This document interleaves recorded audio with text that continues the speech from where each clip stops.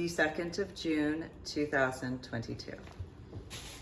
Thanks for tuning in to my official YouTube channel. Like my official YouTube channel videos and subscribe to my official YouTube channel. Go to my website, www.susanmealing.com, which is the same as www.ladydorybell.com. So, in my childhood, which is a little bit different than some, I suppose, I don't actually know. I don't know what an average childhood is. I know that every child has their own viewpoints. I know that each set of parents, whatever type of situation might be, depends on the particular situation. I know that there are certain similarities, and I know that there are certain differences. I know there are various culminations of, and I've understood that for a while. And so while the situations when I was younger were a very complex arrangement of situations, it depended upon the religion, that was one. So I knew a multitude of types of people who had different religious backgrounds. Everything from Jewish and to the varying types of, because in New Jersey there's a lot of synagogues and temples in the 1980s and 1990s, but especially in the 5 boroughs of New York City.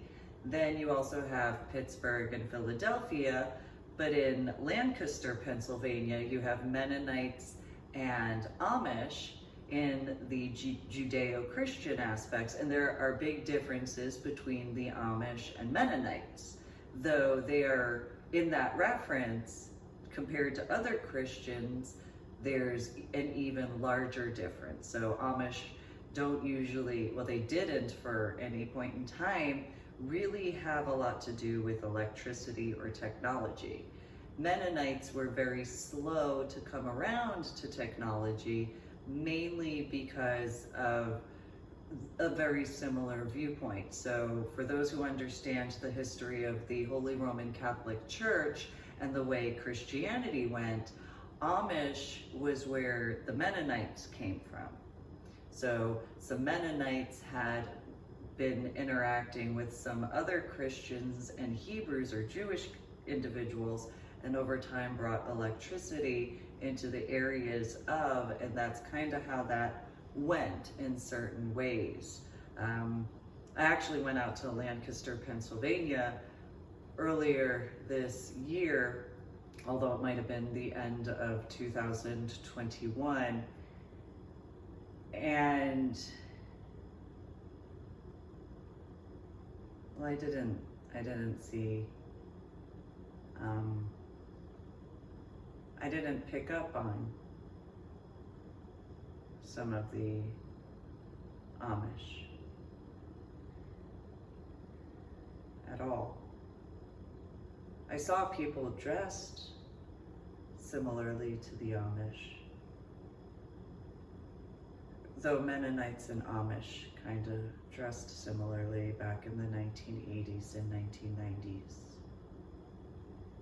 And so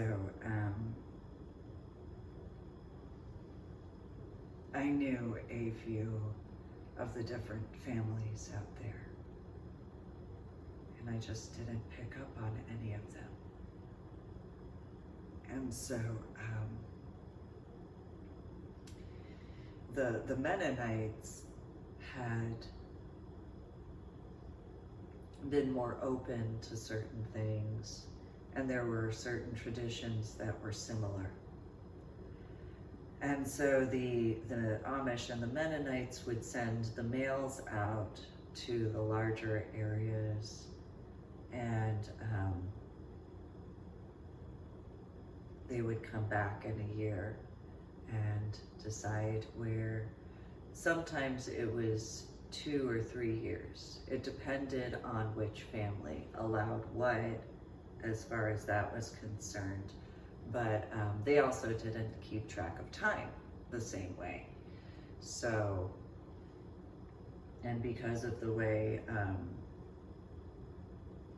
winters are and the seasons in the Northeast, most specifically, to distinguish one year is not the same. So what would be a linear year compared to an actual year within the United States of America, they would be considered as very modest. Not just by their living standards, though also by their morals in the factors of. And so the Amish and the Mennonites, they still had certain advances, though the Amish were very hesitant towards technology, whereas the Mennonites, they weren't as open towards other technology, though they were open to electricity. The Amish, not so much. And people confuse the Amish and Mennonites because the Mennonites came from the Amish. And they have certain similar attire, and not all the same, but certain factors of, they usually have the bonnets, and as far as females are concerned. And as far as males are concerned, they don't usually wear head coverings unless it's on Sundays. It's similar to the Hebrew tradition of a yarmulke, but not the same when in church services. And so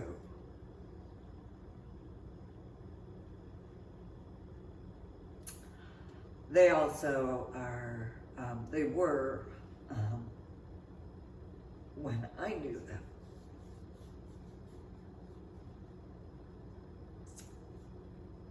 particular about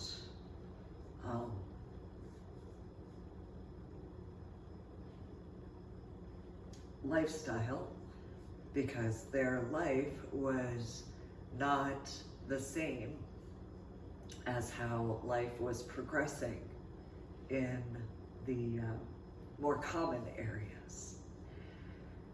And so having went to Lancaster, Pennsylvania, and having driven throughout the areas, I knew a few of the families at the time. And I was always excited to see them and whatnot like that. However, I didn't pick up on any of that when I was out there. I actually had seen a few males driving around in the buggies with the head covering. That's not a standard to their head covering at all either. And when in reference to that particular head covering, that is if it is sunny out, it is the summer. They're very particular about their attire. They despite the area and the style of life. And so it's been a minute or a few to process, to be capable to verbalize, because of the rage. I'll acknowledge rage because of the fact that I know how the Amish are in comparison to the Mennonites, and there are the similarities. There are. The bonnets are the standard for females. It doesn't matter. Doesn't matter, biological females, Mennonites and Amish, that's just how it is. The males, though, they do not wear head coverings every day at all. And so I went during a time frame where they would not wear head coverings. And so it's almost, for those who are familiar with military customs. So in the military, you take your head covering off when you go inside of a building. And you put your head cover on before you leave. If there's an awning, you put your head cover on underneath the awning, and then you go out. And so in that capacity, if it is not during a specific weather time frame, they do not wear head coverings.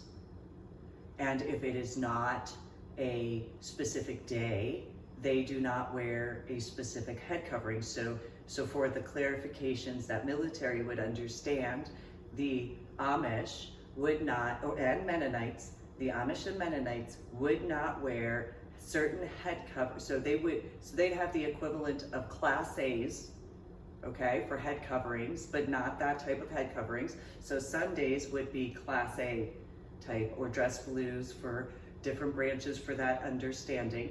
And in reference to only certain weather, it would be like a BDU head covering. And so I had noticed that, and I went and asked. So in my Instagram, which you can find through my website, www.susanmulane.com, same as the www.ladydorybelt.com. That would be around the time frame that I went. I posted the pictures, if I remember correctly, when I was there. And so it's taken that long because of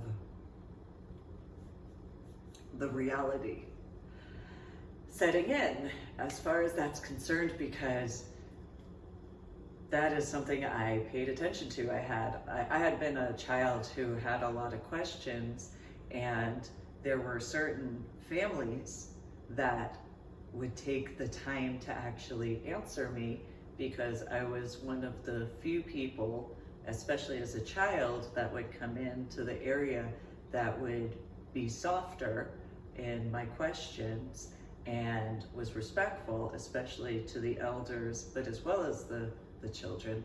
And so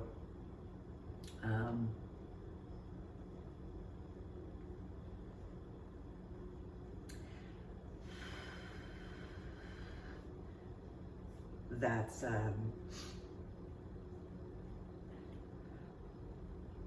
something to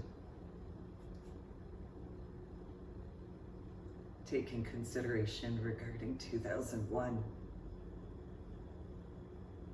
Because obviously, in the year of any who had went to city areas, similarly to certain branches of different Judeo-Christian aspects, they have missions that they go to. And so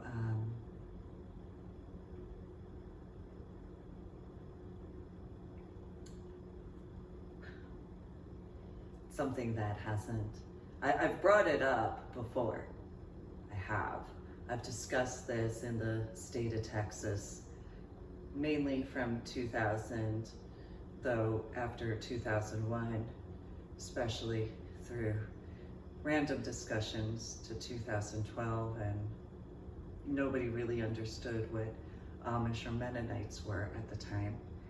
And so I put it in writing in reference to my book, Finding a Silver Lining, on my website, www.susanmulane.com, which is the same as www.ladydorybelt.com. And so my biological mother and biological father knew that when we would go out to Willow Valley, my favorite part was going to the quilt area as well as to Kitchen Kettle, because I could see some of the Amish and Mennonites that I knew, and they always remembered me as far as that was concerned, because I just was as I was. The candle shop where you actually made candles in certain locations, that particular family had been surprised by certain factors as to how I had dipped the candle a certain way. And so there's a special candle that was actually made just for me. It was a red, white, and blue candle. And it was hand dipped and twisted and curled and all that sort of stuff. They actually made butterflies, or I call them flutterbies, along the sides. And so it's an irony in regards to a set of wings that I had purchased when at the Excalibur Fair. I had actually explained that to the female about the candle that they had carved just for me. And the way the indention to one area because of certain situations had explained the different significance to the particular way the candle was made. And so, because of certain, despite differences, but certain similarities regarding modesty, I suppose is the word,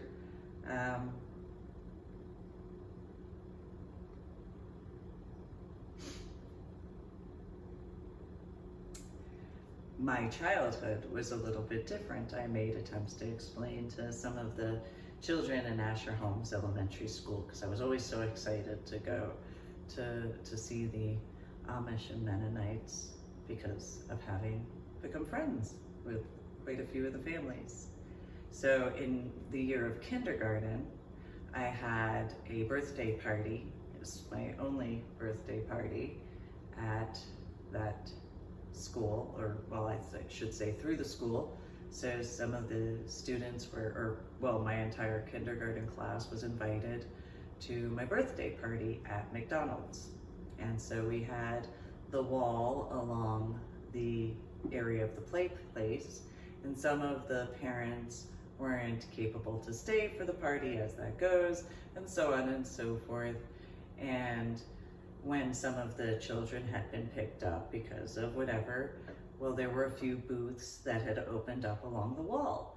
And this one booth that was directly behind where my booth was, it was ironically a corner booth. But not the type of corner booth, just one of the end corner pieces near the exit. And these 3 children were ridiculously unruly. And so the people who were still there at my birthday party, it's kind of funny. They had asked me if I had static electricity. And I asked them, why would you ask me that? And one of the females said, Susan, your hair is moving. And I said, oh, it does that. And so I had done what I could to remain calm, because I was a bit upset because of the way they were choosing to be. And as their parent or legal guardian or whatever was allowing them to be that way. The language that they spoke and their attitudes. And then when they decided to spill some stuff on the people who were in my party, well then I got up out of the booth and I pushed my biological father out of the way. And not rudely, because anybody who's met my biological father, you know that wouldn't go very well. And so it's just one of this, excuse me, and he was just, what? I'm like, just move, I have to do this. okay, fine. So I walk over to the table and I go, excuse me. This is how much of a dork I was. I acknowledge this. Excuse me. And the mother, whatever, she was just looking on some technology piece, whatever it was. It's like a BlackBerry PDA type of thing. And I was like, excuse me, excuse me. And her children were just being that way. And excuse me. And then she just popped her head up and she put the PDA down. I go, excuse me, hi. And she was like, oh, yes. Could you take care of your children so that way they don't annoy my birthday party? They just spilled a bunch of stuff on some of my friends and I have a problem with you for doing that. So you need to be a better parent because you are a horrific egg-doning bitch. And my biological father grabbed me by the back of, no, I'm not done. No, I'm not done telling. Because anybody who's known me in person, face to face in person, probably could see that happening. Hypothetically. In regards of. And so then he put me in the chair or the booth and I went to go get out and he was like, no, you just sit there. So I slid underneath the table and then skedaddled because, you know, it was pre-Sailor Moon and of ever seeing that show. And he was just, where did she go? And then I was right back at that table. Excuse me, excuse me, excuse me, wake up. And she put the thing, because, you know, anybody who's ever known me in person, face to face in person in certain situations. And she was, what do you want? You need to be an actual parent. Your children did this, and I went down the list. And she was, and who do you think you are telling me how to be a parent to my children? Mind you, the people from Asher Homes are just like, Susan just totally is telling that mom how to be a mom. Susan's totally telling that mom how to be a mom. And that's just how it was. And so as I went down the list, and so Mike's issue was that I had used swear words. So at that point, okay, fine. As long as I don't use swear words, I could go A, B, C, D, E, F, G. And so, and I did. And each time, all of them were like, oh, snap, Susan just did what? And so this female, she was just, I can't believe that you would speak with me. I'm not speaking with you, no, I'm speaking at you so that you know. And her children put their little Game Boy, whatever versions of down, and they were just, you talked to, you started stuff with my friends. And because you started stuff with my friends, I don't care. I will clean out my closet so that way they can clean out theirs. And then you. And so, this is obviously pre-Eminem song of that. And so I lit into this. I went in every direction. I let her know about her hair. I let her know about her clothes. I let her know about each one of those 3 children. And then I went off. And Mike was just, well, you shouldn't have had, you should have paid more attention to your children.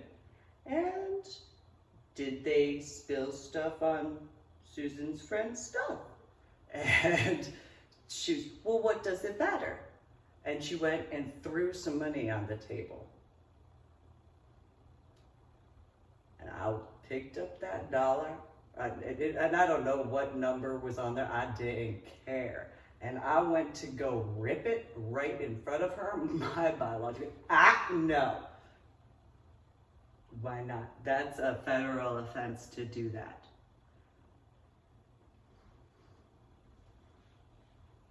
You better be glad that he did that. That was...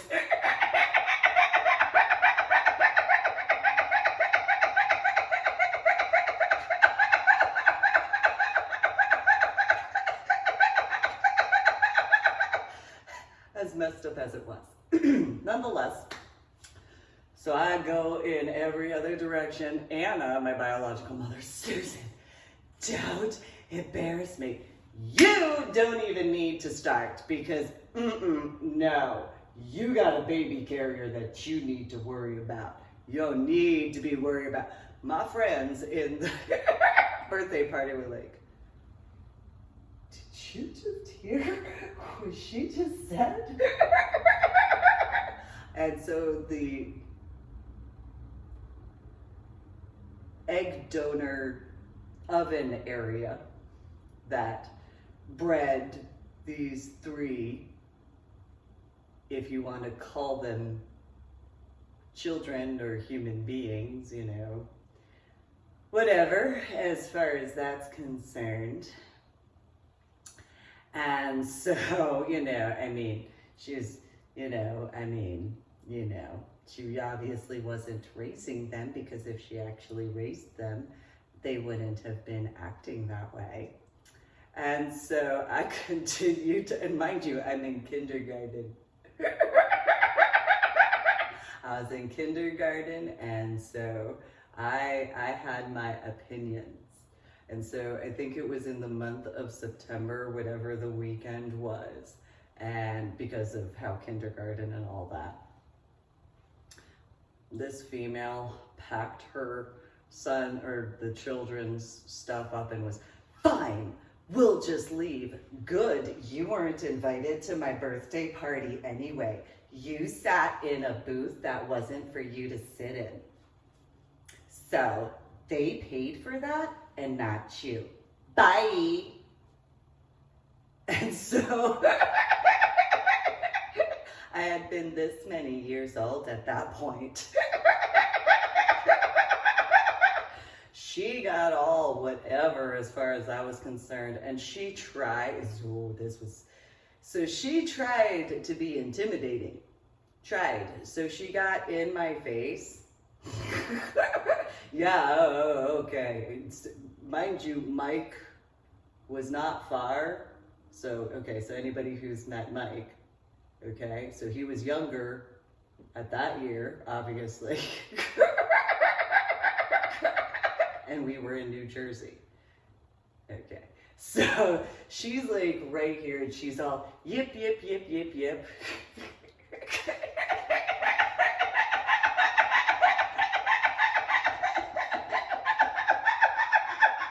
I have whatever stupid birthday dress I had to wear, and I think I had either pigtails in my hair. And I was just, yeah, oh yeah. I figured the dress is a little inverted, but a bit apropos. And so, oh yeah, and so she just continued yipping and yipping. And so I started getting lower and lower and lower. And so she got closer and I was like, oh yeah? Oh yeah? Oh yeah? Remember, I'm a tomboy. Okay? I don't know if Mike and Anna remember this or not. And so I get lower and lower, get about here. So she's right here, and she's all, you know, whatever, right here. I go, bah! And just pop her face on my sternum. She's like, bam! And so she started crying. I don't know, I mean, you know, she started crying. She had a booth to sit in, and she started crying. And so, because I myself, I am very concerned and whatever, I went over to my table, picked up a stack of napkins, because, you know, I was like that. Walk over and boom, there's that paper. Go back and sit down with my friends.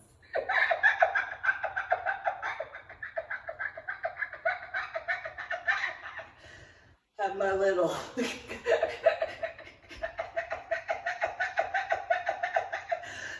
don't let Marlboro Township fool you. All right.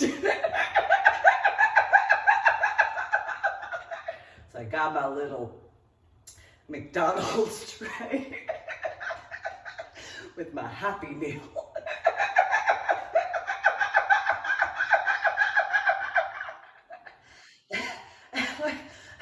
Reach inside. I grab out my French fries. I lean back. I was so. The rest of the people that were at my birthday party were just, wow, you did that. Well, it was a good thing that I wasn't wearing white. Just gonna say that. And so I thought,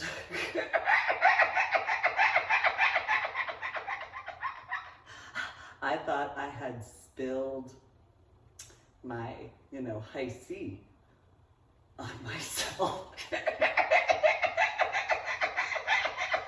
which is just apropos at this point in time.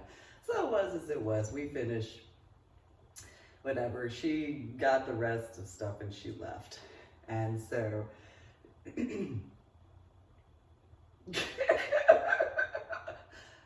so in regards of that particular situation,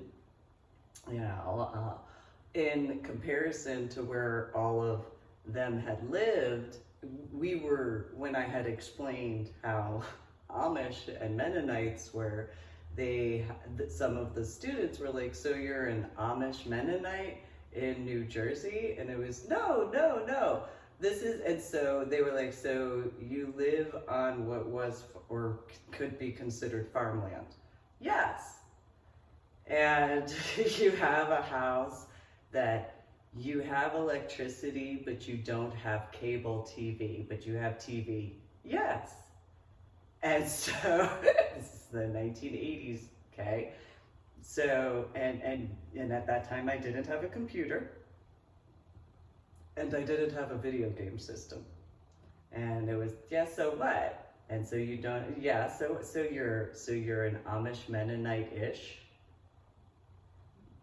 No. Though I could see your point. I do not wear a bonnet, though. Huge difference.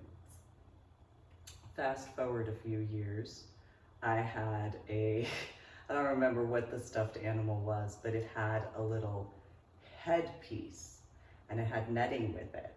And so I was like, I am gonna go and do this and I'm gonna put it in my hair in comparison to whatever stuffed animal it was. I think it was a green one. It was a dark green and it had green netting, and I was like, oh, I can totally make an outfit out of this for church. I'm gonna actually be a girl-ish. And so I found this green dress that my biological little sister hated, which worked out. And then I had the little hair fastener to it. I got a little bunch of bobby pins and little hair clips. And I put it on and I was like, oh, this is so cute.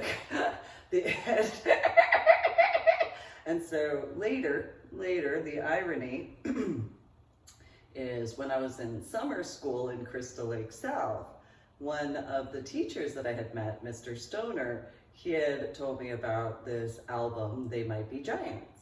And the album is Flood, which is an irony because of how the coloration, and then there's actually a song that, what is it? It's a Bee in the Bonnet or something like that, which I had told him about this little bumblebee that had that had stung me, and then I brought it back to life. And he had asked me what I meant, and I said, oh, in New Jersey, do you have bumblebees in Illinois? And he was like, we have honeybees. I said, no, bumblebees. What do you mean bumblebees? And so I explained it was a fat bumblebee. It was so fat. Had a big belly and a big booty, and it was fluffy. It had like It was a fluffy bumblebee. It's whatever furs or whatever were probably, they were fairly long. They were about 1/4 of an inch long as far as it was concerned. And it was so fat, and it was round, but it was oval. And it stung me on my ankle. And it was when I was at my babysitter, Sunny Sonia, and Joe Jose's house. We went to the mailbox. And I had cried, not because I got stung, because of the bumblebee. I was so sad because I'm just that person. So I pick up the bumblebee, and I didn't understand why, because I thought that I had stepped on it or something. And so she was like, no, it was the stinger. So I had went and I had, you know, I did the reverse of that song. And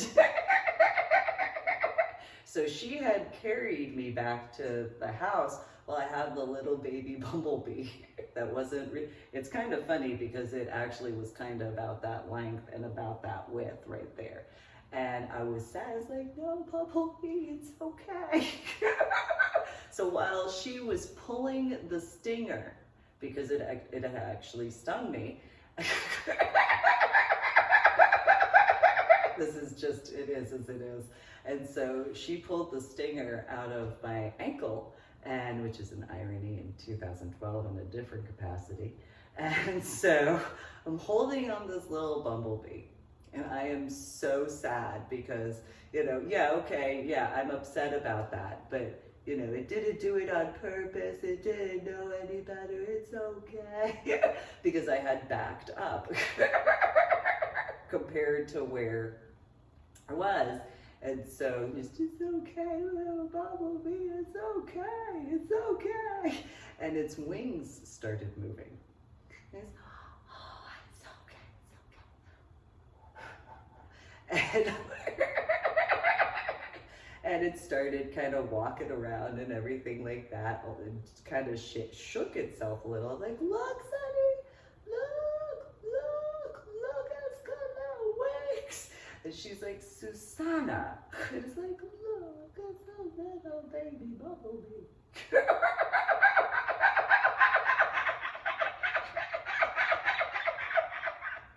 I have looked for bumblebees since then. I have looked for bumblebees. And then in the year 2008, I had my bumblebee car.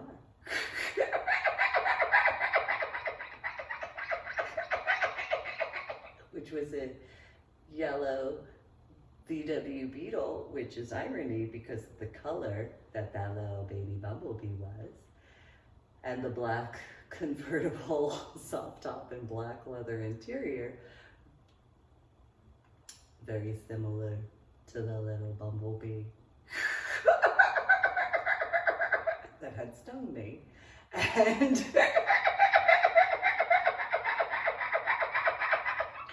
And so she removed the stinger as far as that was concerned.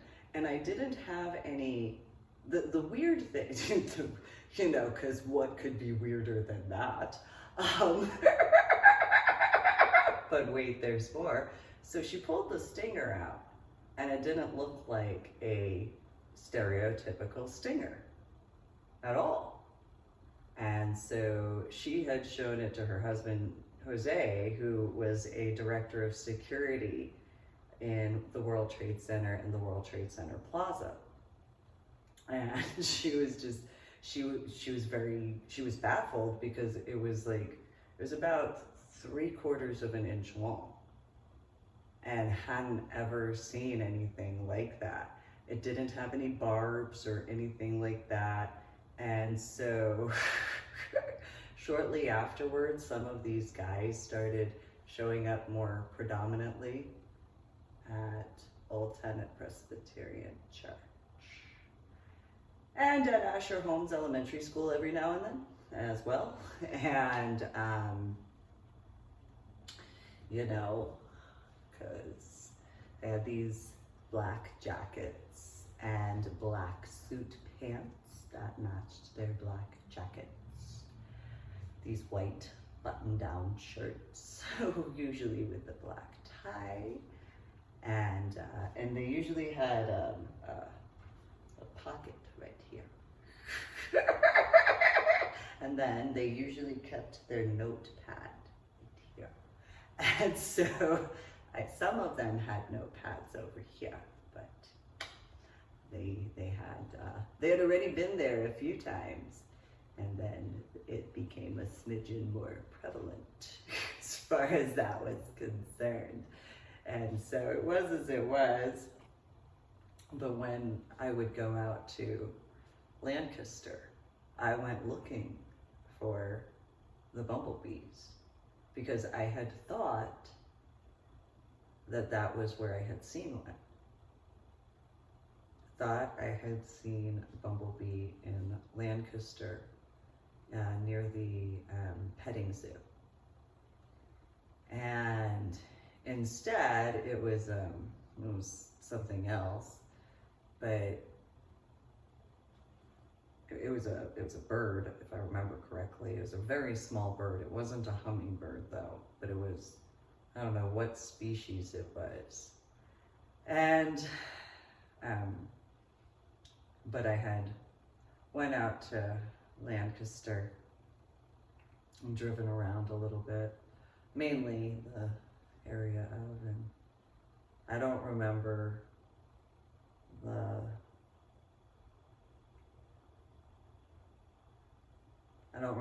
Kitchen Kettle looking that way when I was a child.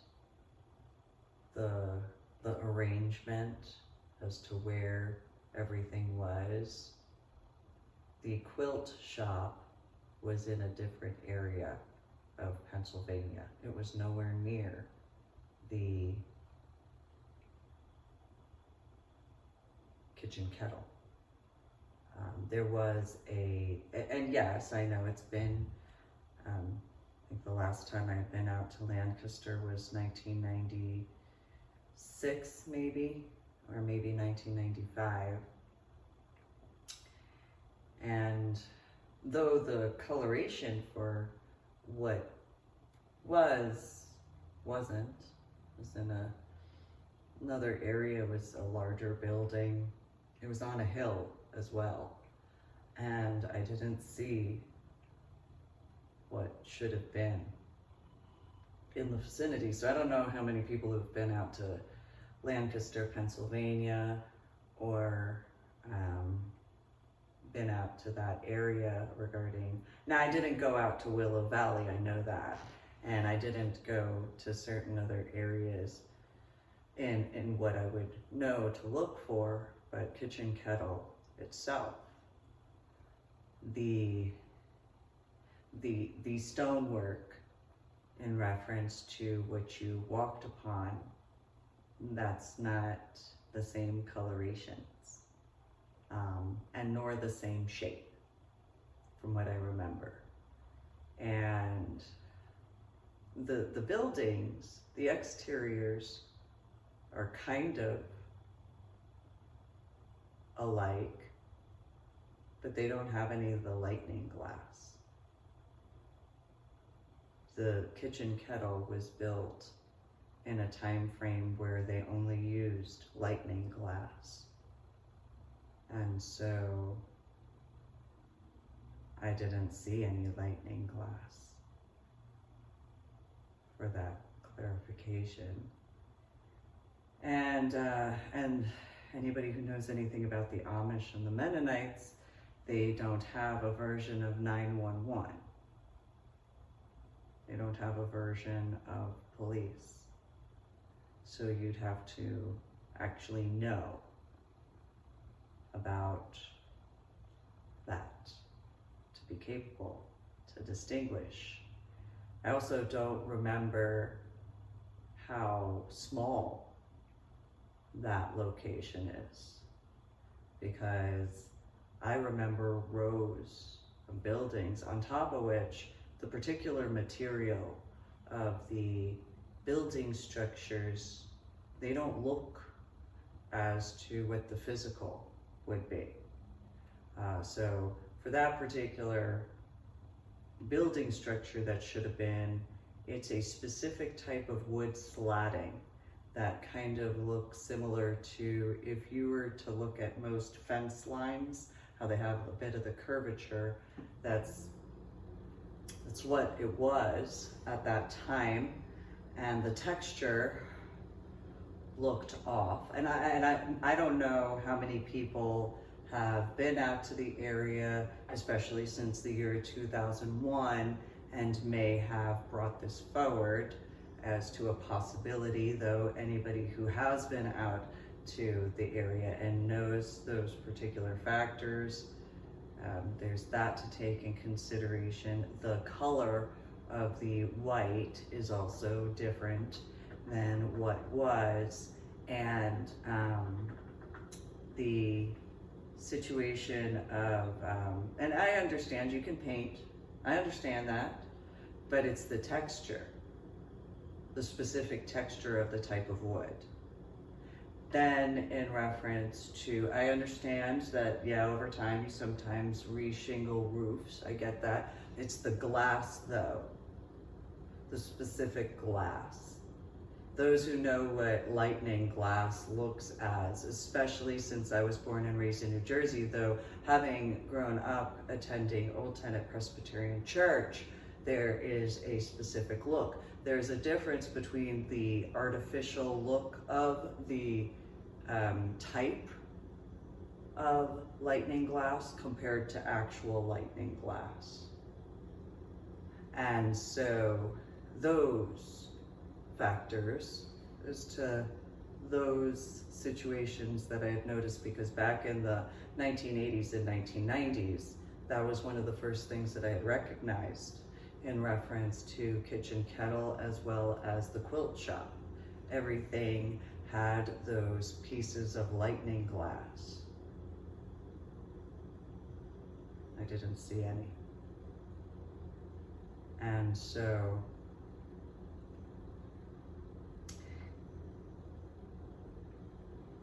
I don't know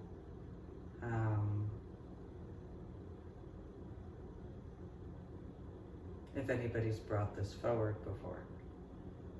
Maybe they have, and some people, whatever viewpoint, because it's a smaller town in comparison, and then how some people view certain things as to religious freedoms and rights. And then I noticed electrical towers in areas that wouldn't be from those time frames. I noticed there are businesses in areas that there weren't businesses before. And yes, over time, the building up, I understand that. And yet, I also know how the Amish and the Mennonites were. It took a lot for Willow Valley to be allowed to do the situations as to the tour bus. It took a lot for that to occur because of how Kitchen Kettle originally, and that's not the same sign that they used to have either, by the way. And so I don't know if anybody's brought it forward more officially. I don't know. I don't know who to even bring that forward, though. Here's my official YouTube video on that, and subscribe to my official YouTube channel. And so they also didn't have the landscaping the way that was. And I understand over time they can landscape, but that's not the landscaping that they had. That wasn't the way they had it arranged. The field also it's different. And so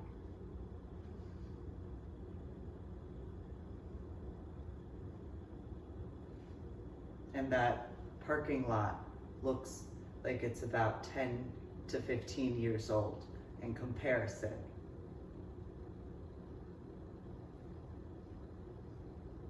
which it wasn't. It was rocks. It's only rocks.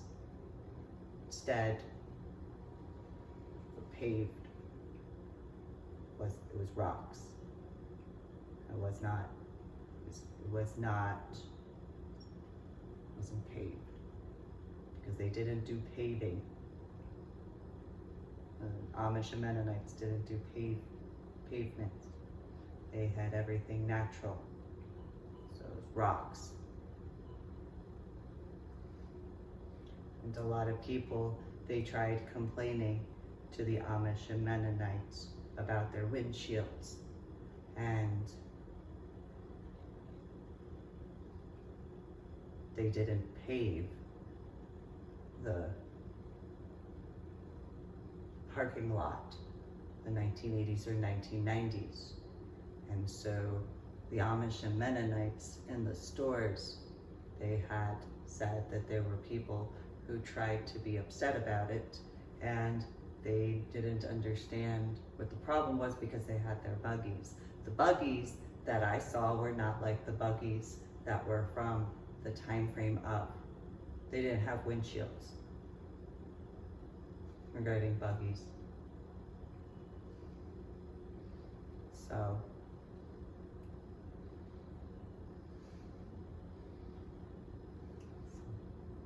it's a lot of families.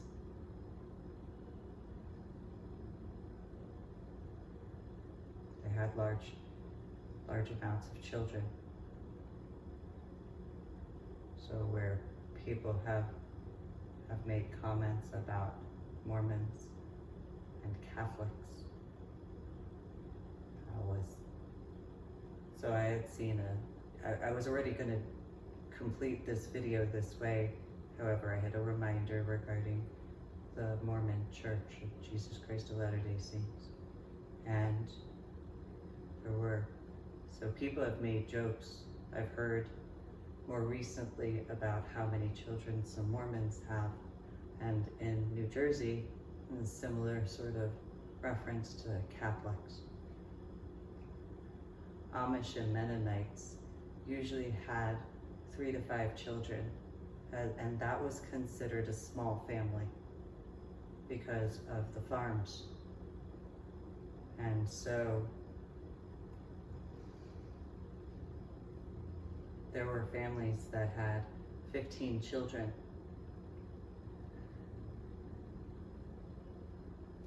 And so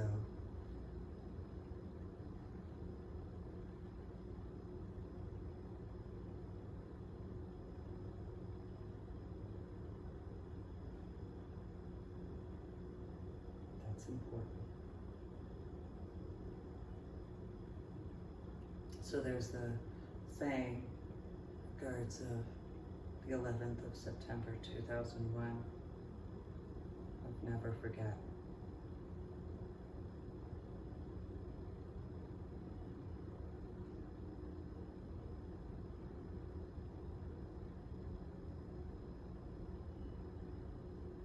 Or take Roth, Reven.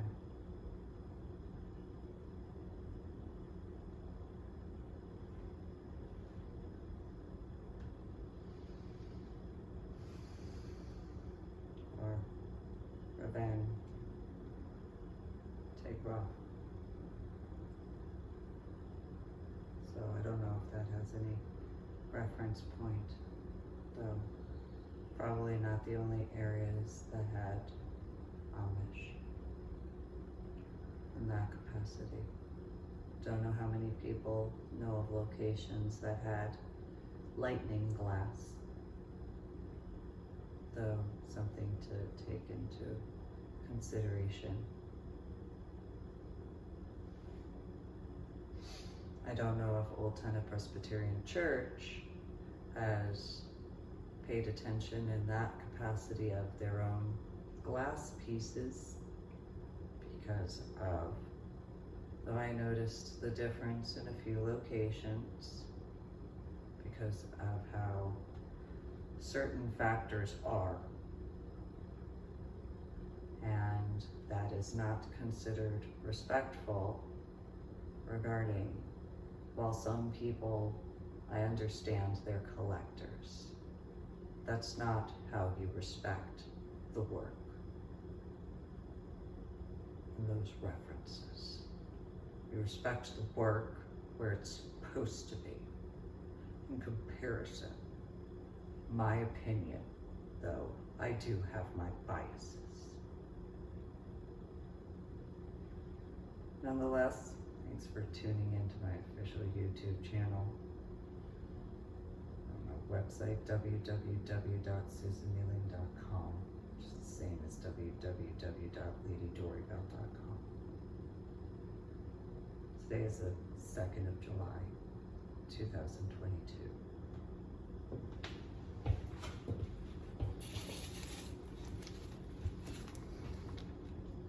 Because, you know, who would recognize an Amish or Mennonite at that time?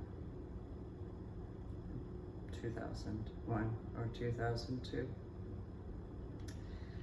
So this is the 2nd of July, 2022.